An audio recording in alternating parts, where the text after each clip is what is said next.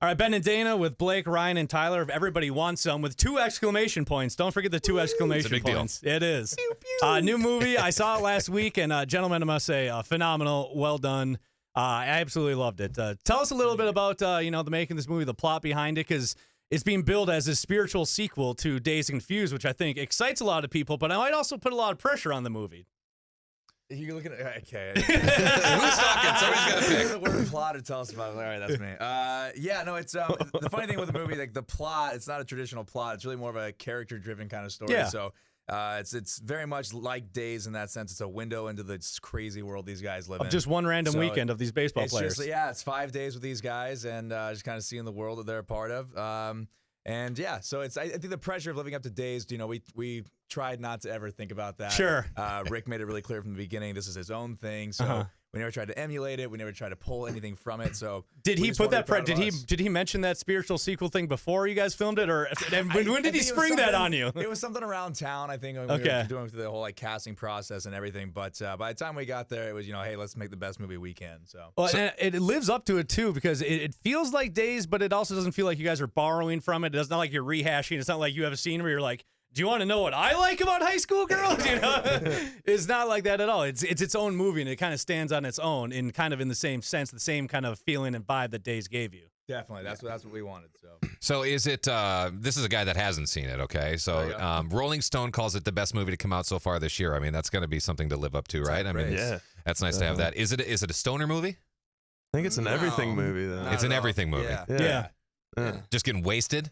No, I think there's some of that. Yeah, so there's a little bit of everything for everyone. But I think the best review I've read so far is deceptively deep. Yeah. I mean, there's so many hidden treasures in this whole film that if you actually listen to what we're saying, while we're acting crazy and doing all the antics, you actually get a pretty good message, of freedom, of letting out, who you really are, and not letting the judgment outside make you somebody you're not.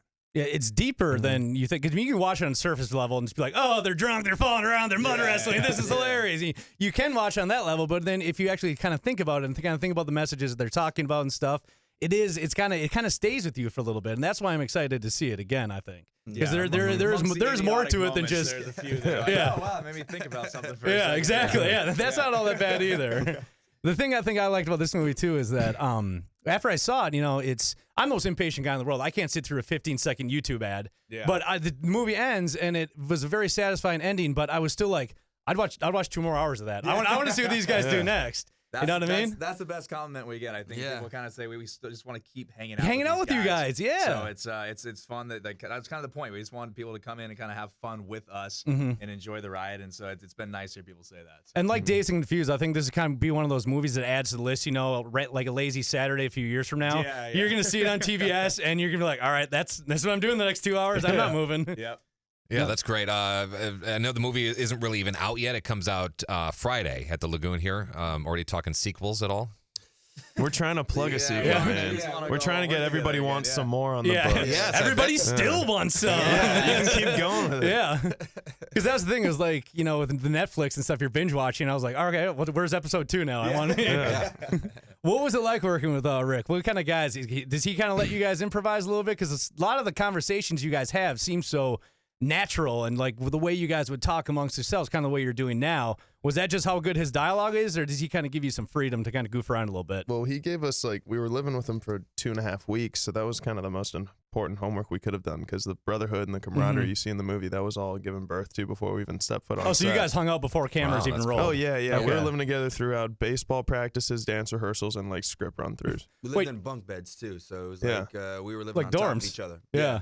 Wait, so you guys had to go to baseball practice? There's 8 minutes of actual baseball in the movie. Oh, yeah. Well, I think it was more than anything, it's kind of that the sense you get when you watch a bunch of guys kind of actually all working hard at something. Yeah. There's a respect factor that comes with that, and there's also just a team identity that comes with that as well. So a lot of that, the easiness that you kind of see amongst us interacting, that's kind of something you see between teammates. So I think being on the field and stuff, as much as it was for the physical aspects for the guys who hadn't had as much baseball background, I think it was more just that team kind of dynamic. And you played baseball, didn't you? I played through college. Yeah. Yeah, because you could tell us by the way you swung a bat. It's like, there's no way he taught him how to do that in 2 weeks. Back to the glory days. Yeah. This guy played some ball in college as well, so we had fun. I was a just pitcher though, so reliving it all. Was there anybody that was just terrible?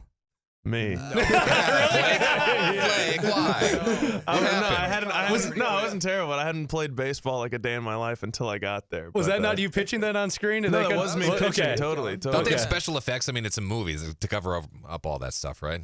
Yeah, we didn't have no CGI. What about the axe scene? What about the scene with the axe? I swung an axe. The ball went into 2 pieces. However you want to connect. Okay. He also had a little canister of anabolic steroids in his chair.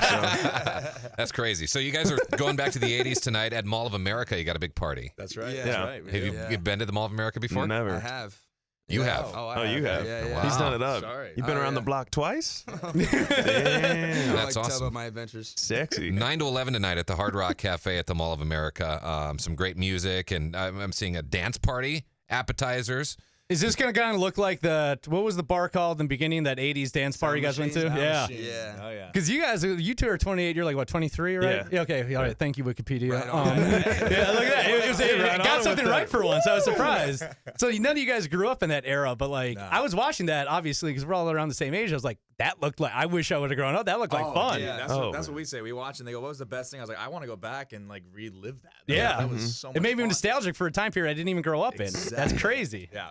Nice. So as the Mall of America, will that probably be where you guys do your little Instagram photo? I saw you did one in St. Louis jumping up and the one in Chicago of you guys jumping up. Yeah, I guess either there or I don't know, maybe go to the ball field. We try to hit the ball field. Yeah. Right across the street. We'll Yeah. take it right now if you want to go. If we have Yeah. some time to go do that. We'll probably hit that as well. Nice.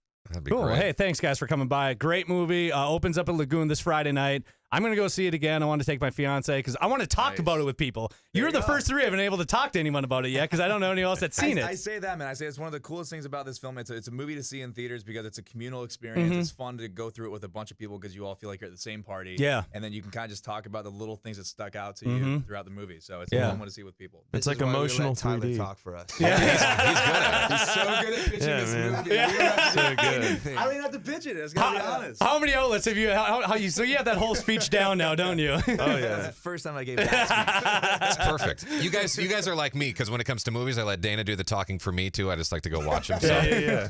perfect. We're in the club together. Cool. Everybody wants some. Opens up this Friday night at Lagoon. Everybody go see it. And please tweet me when you do so we can talk about it.